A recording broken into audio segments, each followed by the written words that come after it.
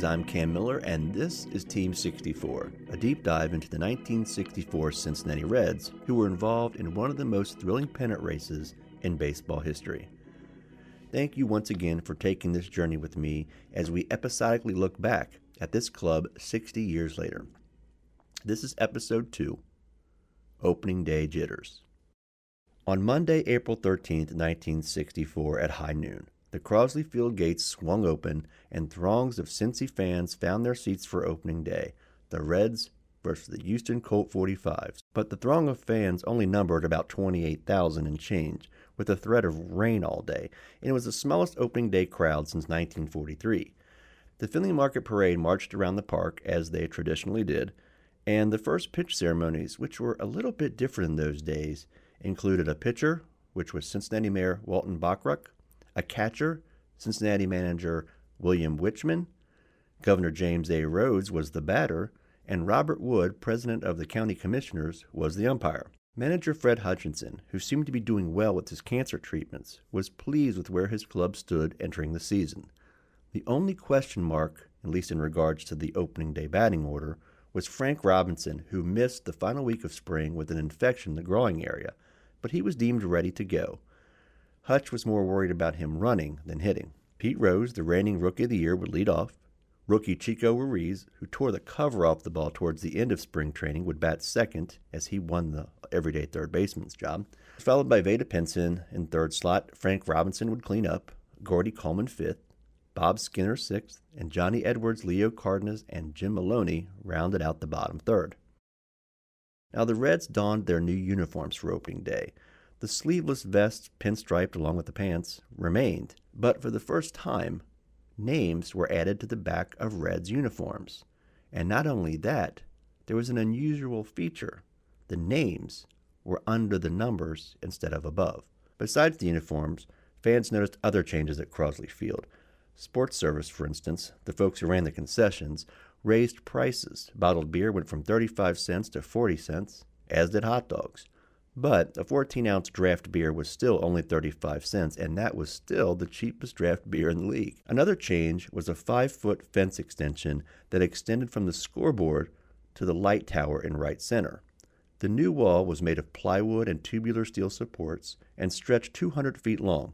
It was constructed because lights from automobiles on the newly built expressway would shine into batters' eyes, distracting them. The fence was constructed on the outside of the outfield wall, and a bright yellow line was painted on the original wall so that any ball that hit the extension over that yellow line was deemed a home run. Opening day 1964 was a homecoming of sorts for 3 Houston Colt 45 members. One, their manager Harry Kraft, who played center field for the Reds from 1937 to 1942 and caught the final out of Johnny Vandermeer's second no-hitter. And he, of course, was a member of the NL champion 1939 squad and the 1940 World Series team.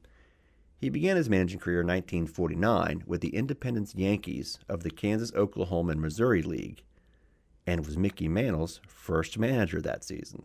Houston's opening day starter Ken Johnson, who was traded to the Reds mid-season in 1961 by the Toronto Maple Leafs, an independent club, went 6-2 during that stretch run in 1961 for the pennant. He was also eager to have a good showing against his former club.